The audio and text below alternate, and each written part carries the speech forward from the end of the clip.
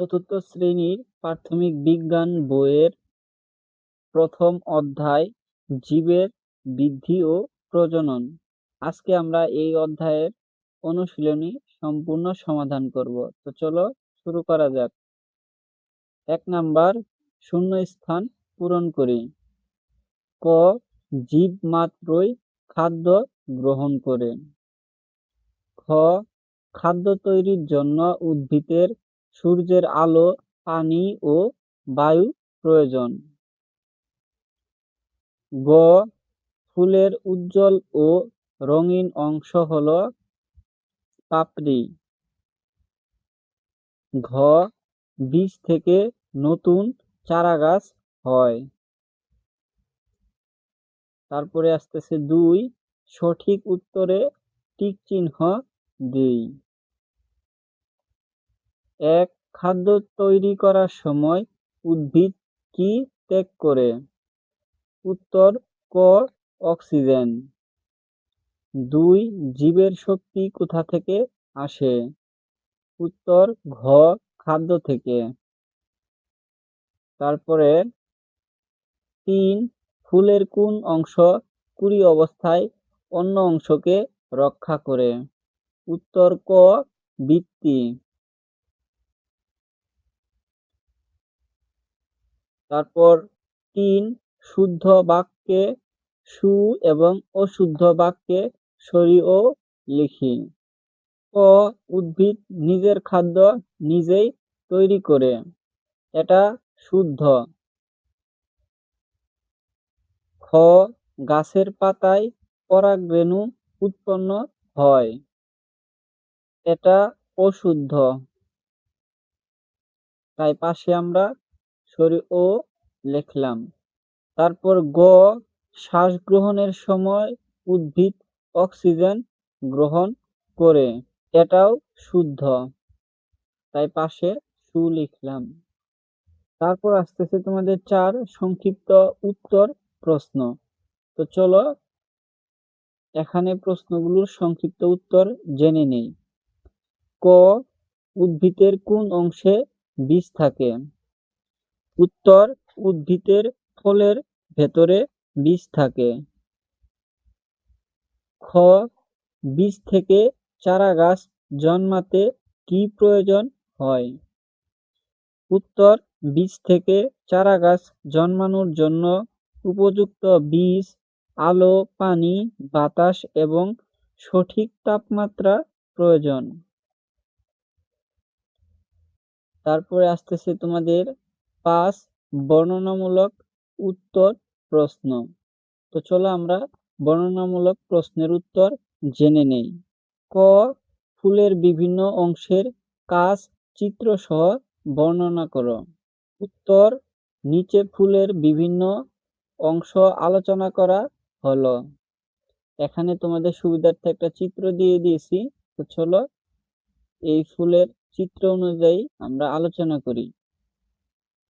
প্রথমে বৃত্তি, এটি ফুলের সবচেয়ে বাইরের অংশ এবং সাধারণ সবুজ রঙের হয়। কুঁড়ি অবস্থায় এটি ফুলকে রোদ, বৃষ্টি ও পোকামাকড় থেকে রক্ষা করে। তারপরে দল বা পাপড়ি, এটি ফুলের দ্বিতীয় উজ্জ্বল ও রঙিন অংশ। রঙিন হওয়ার কারণে এটি পোকামাকড় ও পশু পাখিকে আকর্ষণ করে পরাগায়ন নিশ্চিত করে। তারপরে পুংস্তবক, এক বা একাধিক পুংকেশর নিয়ে এটি গঠিত। এর দণ্ডের মধ্যে অংশকে পুংদণ্ড এবং শীর্ষের থলির মতো অংশকে পরাগধানী বলে, যেখানে পরাগরেণু উৎপন্ন হয়।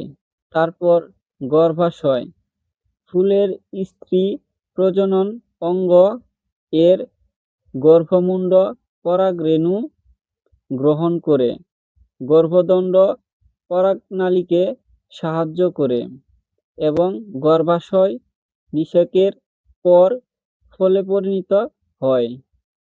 তারপর খ, বাড়ির পাশে আম গাছ ও তোমার নিজের পোষা বিড়ালটির জীবনচক্রের কোথায় কোথায় মিল আছে চিত্রসহ ব্যাখ্যা করো। চলো আমরা এই প্রশ্নের উত্তর জেনে নেই।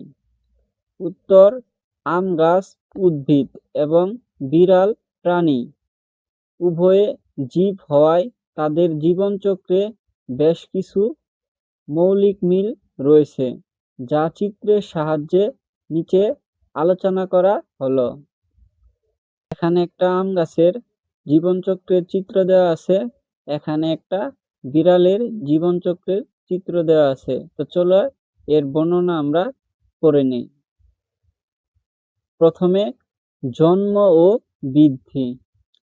আম গাছ যেমন বীজ থেকে অঙ্কুরোদ্গমের মাধ্যমে জন্মায় এবং ধীরে ধীরে বড় হয়, বিড়ালও তেমনি মায়ের পেট থেকে জন্ম নেয় এবং খাবার খেয়ে আকারে বড় হয়।